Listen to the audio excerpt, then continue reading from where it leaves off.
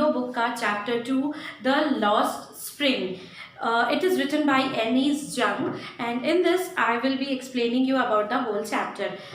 The Lost Spring. The Lost Spring जब हम सुन रहे हैं तो इसमें से हमको ऑटोमेटिकली ये समझ में आ रहा है विद द टाइटल इटसेल्फ कि यहाँ पे कुछ ऐसी बातें हो रही है जो कुछ चीज़ खो गई है या कोई चीज़ चुरा ली गई है जो हमारे पास अब नहीं है.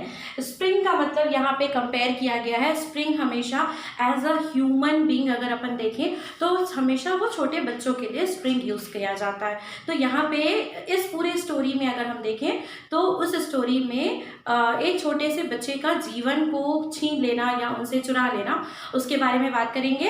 It is written by Anees Jung. Anees Jung जो थी वो एक इंडियन राइटर थी, इंडियन नॉवेलिस्ट थी, वो जर्नलिस्ट भी थी और पोएट्रीज भी लिखती थी. उन्होंने हमेशा अपने पोएट्रीज और अपनी राइटिंग में हमेशा वुमेन एम्पावरमेंट के बारे में बहुत ज़्यादा लिखा है और सोशल वेलफेयर के बारे में लिखा है. तो इस चैप्टर में भी हम वही देखेंगे.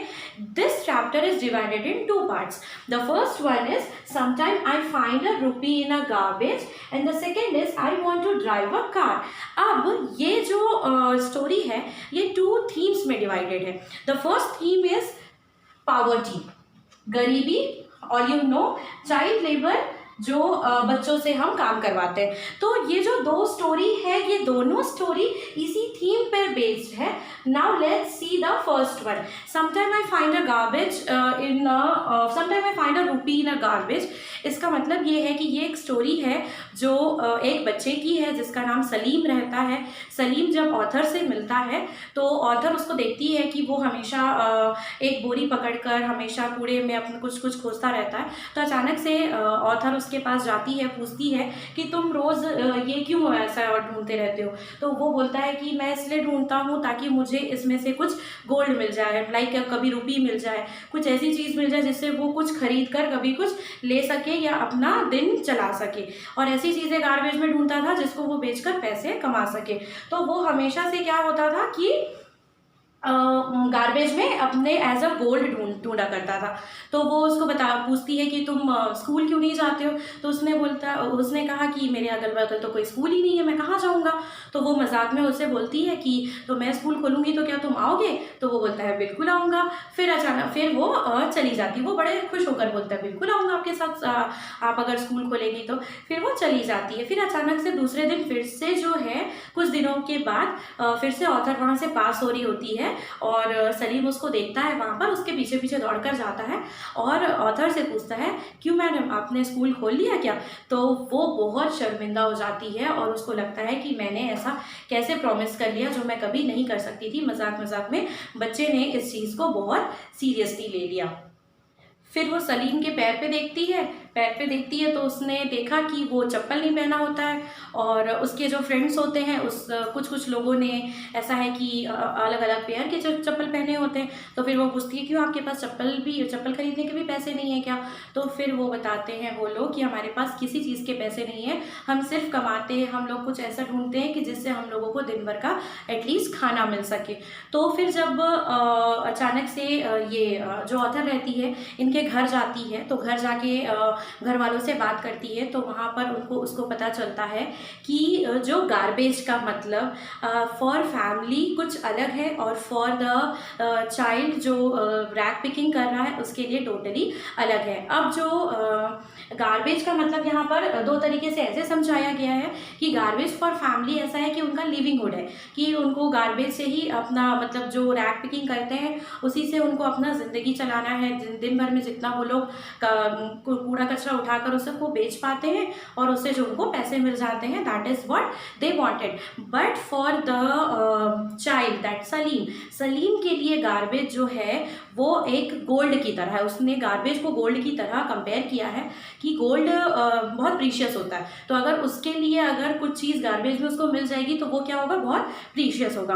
तो ऐसे करके फिर वो वहाँ से चली जाती है जब उसको समझ में आता है कि इनकी लाइफ ऑलरेडी बहुत ज़्यादा गरीबी में है और इन्होंने अपने माइंडसेट बना लिया है कि अब इनको ऐसे ही जीना है और ऐसे ही रहना है. फिर अचानक से कुछ साल बाद फिर से सलीम को ऑथर देखती है. तब उसके पास एक चेंज रहता है, उसके पास रैक्स नहीं रहते. रैक का मतलब होता है बोरी. अब वो बोरी पकड़ के नहीं घूम रहा होता है, उसके पास एक जो चाय की केटली होती है स्टील वाली, वो उसके पास होती है।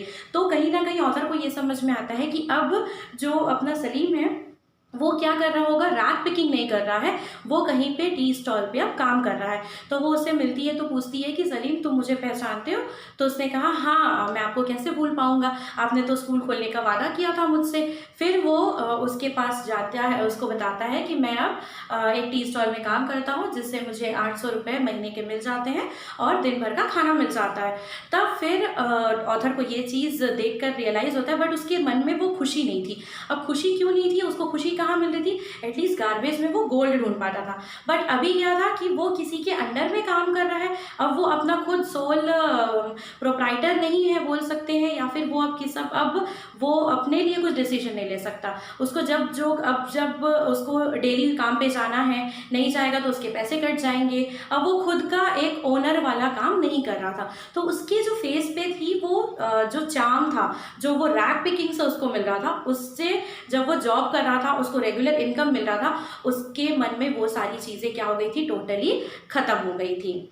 अब जाते हैं हमारे सेकेंड स्टोरी की तरफ। सेकेंड स्टोरी में क्या है, I want to drive a car. इस story, so the second story is I want to drive a car. ये जो स्टोरी है ये भी एक लड़के की है। इस लड़के का नाम है मुकेश। इसका जो फैमिली बैकग्राउंड है वो एक बैगन मेकिंग फैमिली है, जो हमेशा से पूर्वज के जो ज़माने से चलता आ रहा है। वो लोग सिर्फ बैंगन मेकिंग का काम करते हैं और उसको भी ये चीज़ पता है कि आगे जाके मुझे भी बैंगन मेकिंग का ही काम करना है। जब ऑथर मुकेश से मिलती है तो उसके साथ उसके घर जाती है तो बड़े बुजुर्गों से बात करती है, तब उसको पता चलता है कि उनके परिवार में या फिर जो बैंगल मेकिंग का काम करते हैं वो बहुत डार्क में काम होता है बैंगल मेकिंग का।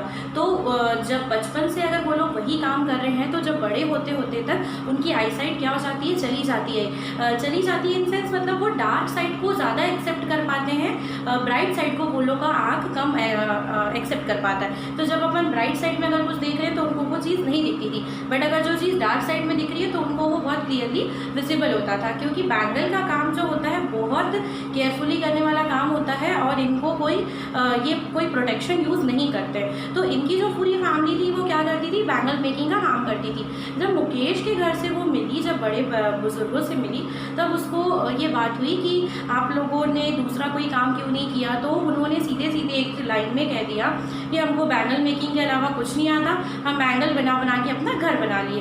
तो उनका मतलब ये था कि घर बनाना was like a big achievement for them, big achievement. अब भाई इसका मतलब ये था कि कुछ बैंगल मेकिंग लोग ऐसे भी हैं जिनके पास खुद का घर नहीं है but still they are only working, हमने तो एटलीस्ट घर बना लिया। तो उनका उतना काम था, ही डिड दैट वर्क। अब जो काम है आगे बैंगल मेकिंग का काम उनको करते जाना है और वो बैंगल मेकिंग का काम लोग करते जाएंगे। फिर वो मुकेश से पूछती है, तो मुकेश से जब वो पूछती है तो उसको ये पता चलता है कि उसको एक कार मैकेनिक बनना है। उसको हमें कार मैकेनिक बनेगा तो वो मतलब अगर वो सर्विसिंग करेगा तो वो एक बार ड्राइव कर पाएगा। तो उसका एक ड्रीम है कि वो एक कार ड्राइव करना चाहता है। तो मुकेश यहाँ पर ये बता रहा है कि मैं वो कर लूँगा, अगर मुझे बैंगल मेकिंग का काम नहीं आएगा या मैं नहीं कर पाया तो मैं जब बड़ा हो जाऊंगा तो मैं कार मैकेनिक का काम सीख लूँगा। तो यहाँ पे ऑथर ने दोनों स्टोरीज़ को इस तरीके से कनेक्ट किया है कि दोनों सलीम और मुकेश जो हैं वो लोग क्या हैं, दोनों चाइल्ड लेबर हैं, दोनों गरीब हैं, दोनों की फाइनेंशियल कंडीशंस ऑलमोस्ट सेम है। बट सलीम ने क्या किया, सलीम वहाँ पे गिव अप कर जाता है, बट मुकेश अभी भी क्या अपने सपनों के साथ आगे बढ़ना चाहता है। वो अभी भी क्या चाहता है कि वो कार मैकेनिक का काम सीखे और वो क्या करे, कार मैकेनिक बन जाए ताकि वो किसी भी एक दिन कार ड्राइविंग सीख सके। So this was our chapter of Lost Spring. This was the explanation. Thank you for watching it till end. I will come up with more videos. Thank you.